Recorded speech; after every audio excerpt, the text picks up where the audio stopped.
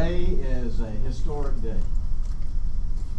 It's a historic day in post-secondary education in the state of Alabama. In fact, during my 8 years that I hope to spend as your governor, this may be one of the most significant days that I'm going to be a part of. And so it's an honor for me to be here today. This year, our legislature, with my support, created the Alabama Community College System. This system is to govern our 25 community colleges and our technical college institutions across the state of Alabama. Our community and technical colleges are critical to our economic development efforts. One of the biggest selling points that we have to recruit businesses into the state of Alabama is our workforce. We have the best workforce in the country. We have the best workforce training in the country. And it's essential that we maintain a strong workforce for national and international companies so that they may call Alabama home. Small businesses, the lifeblood of our state's economy, counts on community college systems to provide skilled workers and educated workers. And thanks to the programs offered at our community colleges, students are equipped for success in their careers and in their life. Senate Bill 191, sponsored by State Senator Trent Pittman, created this new board to govern our state's community colleges and our technical college institutions across our state. I supported this legislation and believe that a separate board is important for the success in both K through 12 and post-secondary. I have appointed 8 members, and today we are here to swear in all 8 members. And that was close. But I appreciate the Alabama Senate for confirming all 8 of those, and that completion took place last night about 6:15. Each of you new members, you bring a unique perspective and a wealth of knowledge to the position that I have appointed you to. And I'm confident that each of you will do a good job in leading this system into the future. Chancellor Mark Heinrich is an excellent chancellor. And as I told you today in our previous meeting, that I think he's the best chancellor we have ever had, and he does a fantastic job. Jared White, where are you, Jared? Yeah, there's Jared. Jared is my education policy advisor, and I want him to be a resource to you. And I want you to please call on Jared for any interaction that you may have with me. As a new board member, there are many issues and questions that need to be addressed. Today is our organizational meeting, and it's an opportunity to begin to address the way this board will operate. State Board of Education member Mary Scott Hunter will serve as the liaison between our State Department of Education and the Alabama Community College System. She will serve as an ex officio non-voting member to this board. Mary Scott, I appreciate you doing that. I know this group is anxious to get started, and so am I. So let's move forward with our swearing in. And I'm going to ask each member, as I call your name, to please come up. And then we will have our swearing in. And we will then take some pictures, and then we will proceed with our meeting. Mr. Al Thompson III, Al, represents Alabama Congressional District 1 from Bay Minette. Ron Fauntleroy represents Alabama Congressional District 2 from Evergreen. Susan Foy. Susan represents Alabama Congressional District 3 from Alexander City. Frank Caldwell represents Alabama Congressional District 4 from Jasper. Crystal Brown represents Alabama Congressional District 5 from Decatur. Milton Davis represents Alabama Congressional District 6 from Birmingham. Chuck Smith represents Congressional District 7 from Demopolis. Black McAnally represents the state at large, also from Decatur. We also would like Mary Scott Hunter to please come forward, because we will swear all of you in at the same time. If you have family members that you would like to stand with you, or you're welcome to do that. Any of you that have family members, and we can kind of spread out and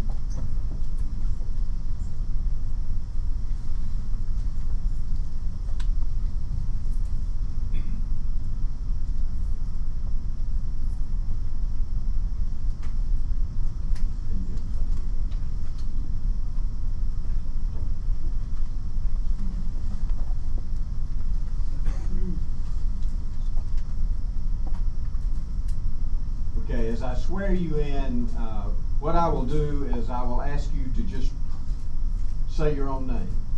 And as I say that, as I swear you in, I will say I, and then you say your name. So we will now have our swearing in ceremony. So please put your left hand on your Bible, raise your right hand, and please repeat after me. I, and repeat your name, solemnly swear that I will support the Constitution of the United States and the Constitution of the State of Alabama, so long as I continue a citizen thereof, and that I will faithfully and honestly discharge the duties of the office upon which I am about to enter to the best of my ability. So help me God. Congratulations.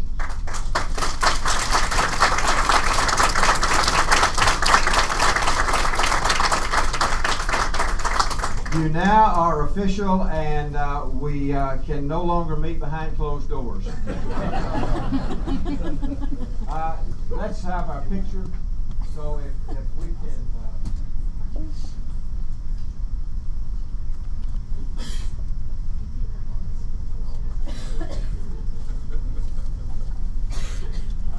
Jamie, are you directing us? Yes. I'm with you.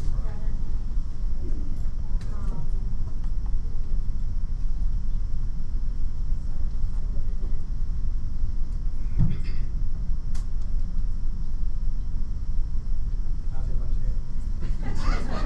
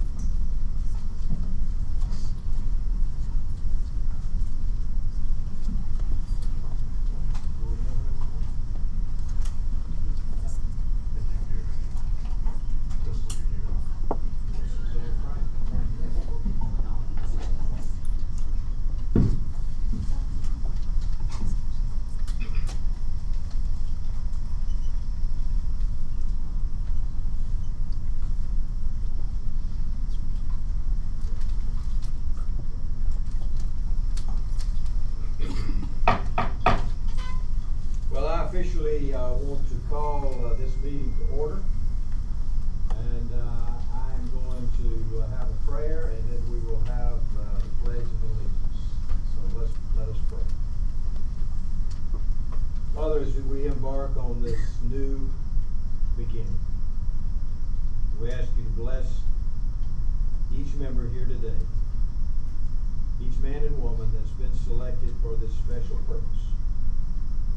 You have purposes for our lives, and we know that you will continue to be with us and bless us. And we believe that you are in control, and we believe that. Lord, I ask you to be with us as we have our initial meeting today. Help us to continue to progress, make this system the best that it can possibly be, so that it can serve the people of our state, and our people serve you. We ask these things in your holy name. Amen. We will now have the Pledge of Allegiance, so if we will all stand and face the flag and repeat after me. I pledge allegiance to the flag of the United States of America and to the republic for which it stands, one nation, under God, indivisible, with liberty and justice for all.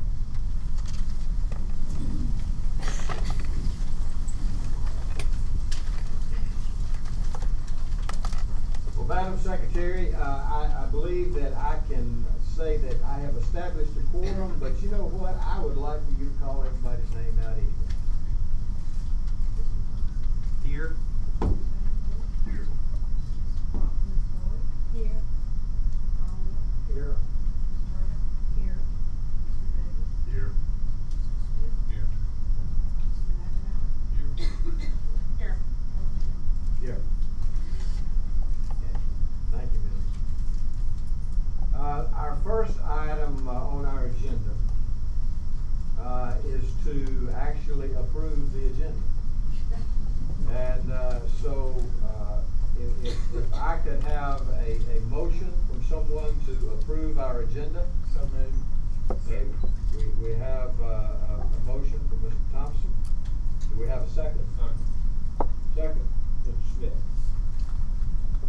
All right, so we have a motion and a second to approve our agenda. Is there any discussion? Hearing none, would you please vote by raising your hand, and so all those in favor of approving our agenda, raise your right hand. Any opposed? So that was unanimous.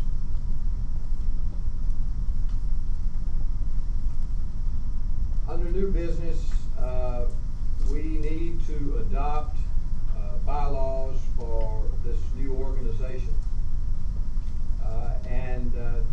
You have been sent the bylaws, and I hope that even you members who were approved last night at 6 o'clock have had a chance to look at these. So what I would like to do first is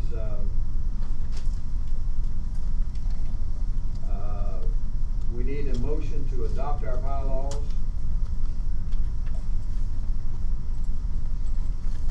But I tell you, before we do that, let's give a let's get a brief overview of the bylaws. Let's do that. So I tell you what I'm going to do. I'm going to call on Chancellor Heinrich and let him give us a brief overview of the bylaws. Oh, there you are. Thank you.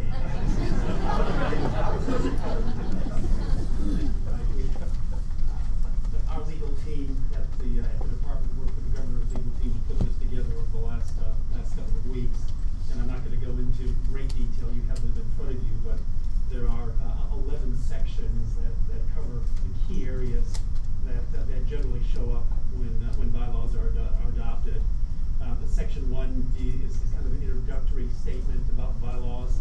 Section 2 addresses some of the more specific rules and guidelines by which boards function.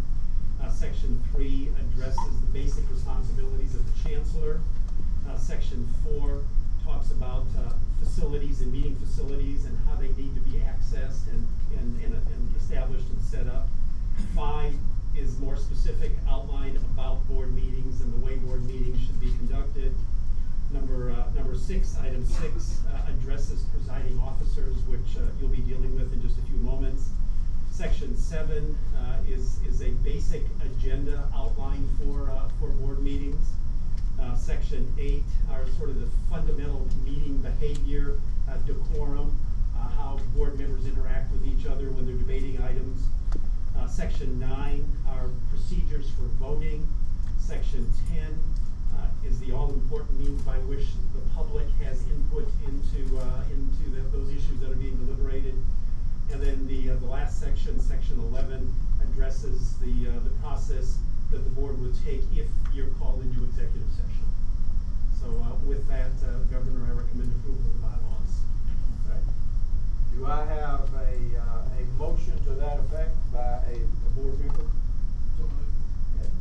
Second, Alan. All right, do I have a second? Second. Second. All right, Mr. Caldwell. All right, we have a motion and a second to adopt our bylaws. Any further discussion on the bylaws? Okay.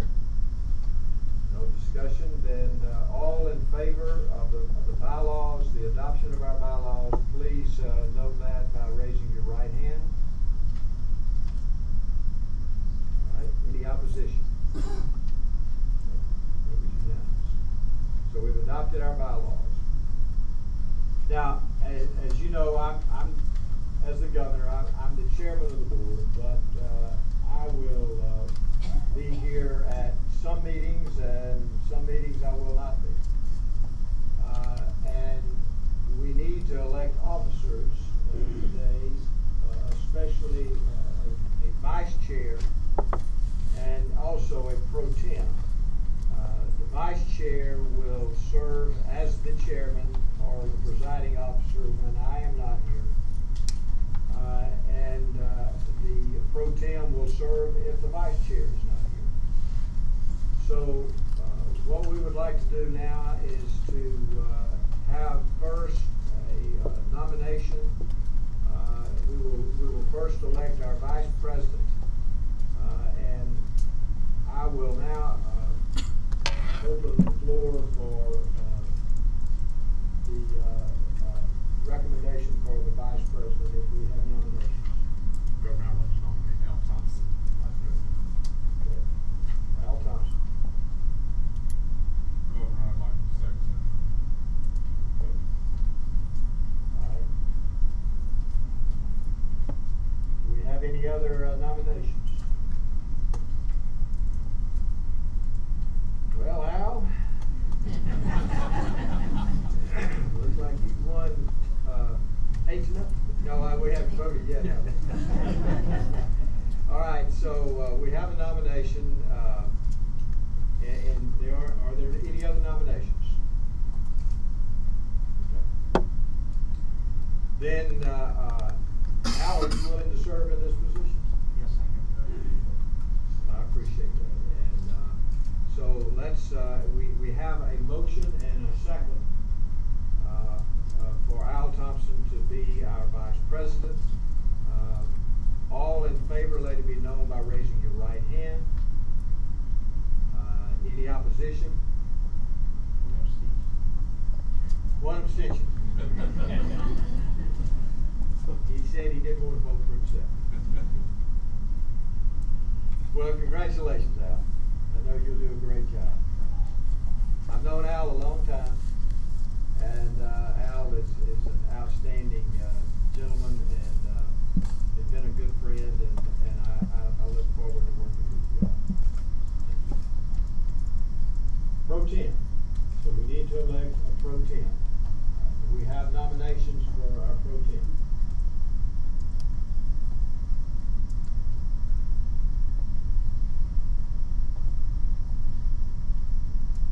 Chairman, I'd like to nominate Milton Davis.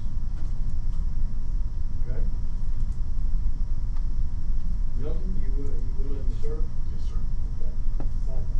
Second. All right.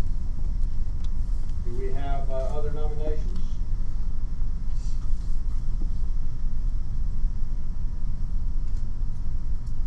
Okay. We have a motion and a second that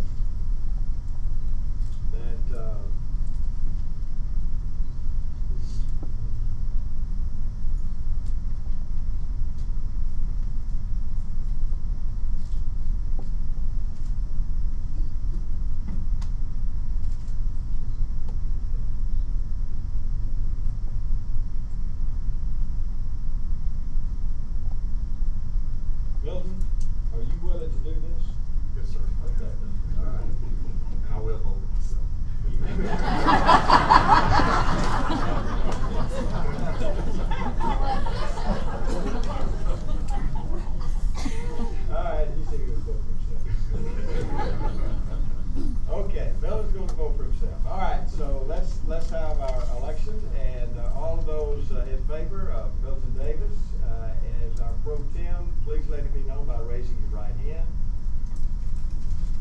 All right. Did he vote for himself? Yes, he did. So he got more votes than I did. All right. Well, congratulations, Milton, and thank you for serving. Now, Milton represents the 6th district in Birmingham. We are honored to have you as our pro tem.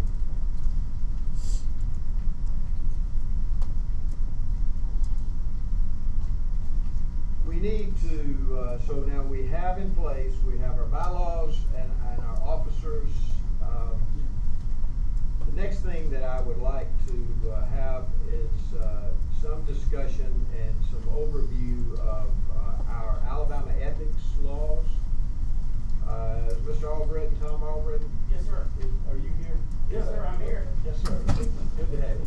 And thank you, if you don't mind, if you would give us somewhat of a brief overview. I guess they can go online and see it on TV or still do that?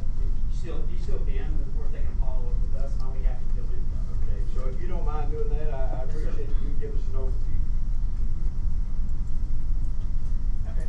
Mr. Albritton is our new head of our Ethics Commission, and he's doing a great job. Well, thank you. Thank you for having me here today. First of all, I want to thank you all for saying yes. That's one of the hardest things to do when you're asked to serve in any role is say yes, and you answered the call and you did it. This is a new day for the system, certainly a new day for you. As public officials, which you now are, you come under our jurisdiction. You come under the jurisdiction of the Ethics Commission. And I want to point out to you that ethical conduct in office supports the functioning of government. It's why I wanted this position. I suspect it's why you sought the position you did, or why you said yes. But keep in mind that good ethical choices make the system work better. The public expects it of you. My office, I assure you, expects it of you. Ultimately, it is your responsibility to make sure that your actions comport with the ethical laws of the state of Alabama. We can give you all the advice we can all day long. You can read all of our formal opinions. At the end of the day, however, it falls on you to make the right choices. The basic point of the ethics law is that you cannot use your position for personal gain. Now, what I've passed out is a handbook that is a summary. Actually, it's a compilation of all of the laws that make up what we refer to as the Ethics Act. All of the laws that are within there are a subdivision of the general principle that I just told you. You cannot use your position for personal gain. Often this can come about in insidious ways. Sometimes it's open. Sometimes people will directly solicit public officials in a way to get the public official to use their office for personal gain for themselves, a family member, or their business. I can't overstate the point that you must be vigilant in your conduct to make sure that this is not happening with you. Anytime you're in a position of trust in the government, anytime you've got the ability to direct funds, it makes you susceptible to have people contact you or for your position to be used. Having said all that, we're here to help you with it. A lot of people talk about our enforcement arm, and that is certainly something that we do. It's the function of my office.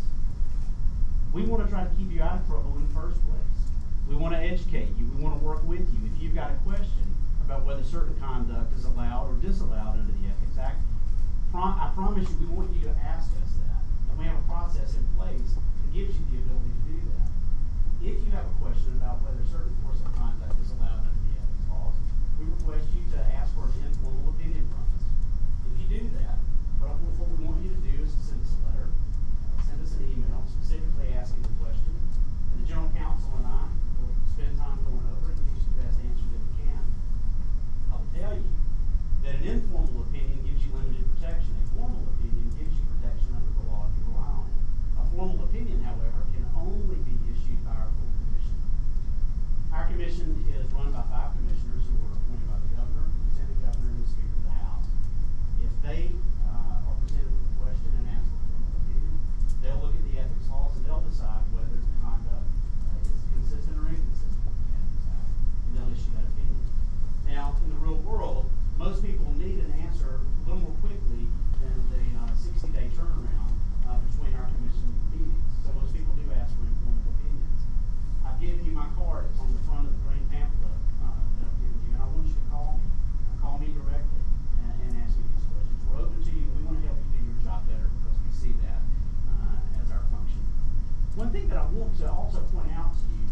that often in your conduct, certain conduct can create the appearance of impropriety. Even if something is technically allowed by the ethics laws, it is important to our office, and it should be important to you, to avoid the appearance of impropriety, because that often is the only analysis that the public may put to an issue, is whether it looks like it's a violation or not. Again, if you have a question about something that may even come close to that, I urge you to contact us and we can talk through that issue directly. That's a general overview of it.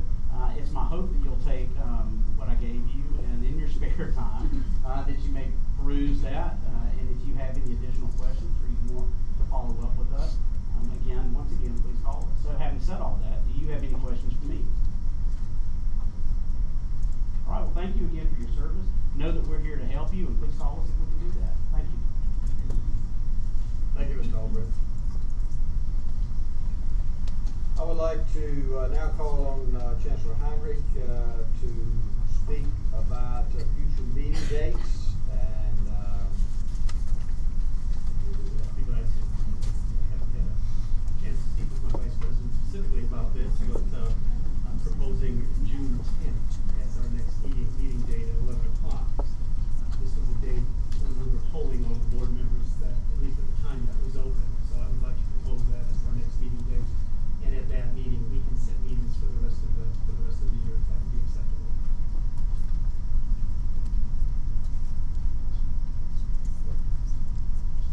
all right. At 11 o'clock.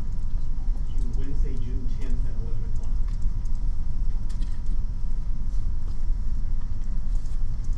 Well, let's vote on that. I guess we need to vote on everything, don't we? Is that right? Won't hurt. All right, so June the 10th has been suggested. Let one of the board members make that as a motion. We'll do that, Al? So moved. Okay, second. All right, so we have a motion and a second. Any discussion? Anyone else want to discuss the date?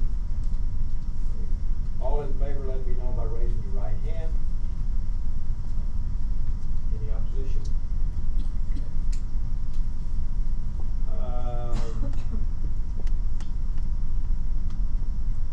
Let me just add one other thing, and I know it's not on our agenda here.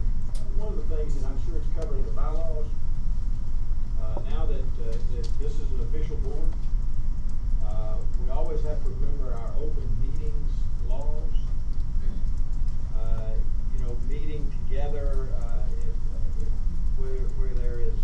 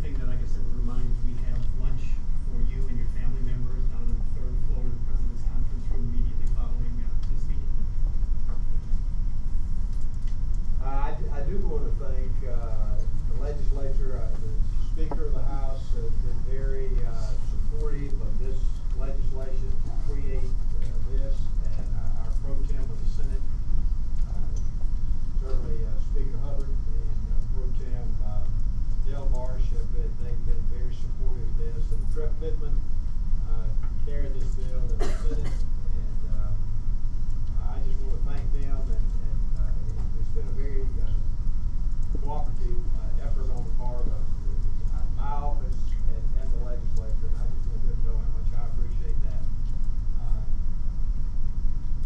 Our Chancellor Heinrich and his team, our team of lawyers, and our legal department, they've done such a great job, and so I just want to thank everybody. I think that this is the beginning of something really, really special, and I think that down the road we will look back and we'll see this day as being historic. So thank you for all the hard work that all of you have put into this. Now the hard work actually begins. But thank you for getting us to this point, and I look forward to working with you. And I will be here as needed, but I will basically leave it up to you. Remember that we at a later date we will have the representatives from Saks to come over and speak to you and tell you what is expected of a board and what is expected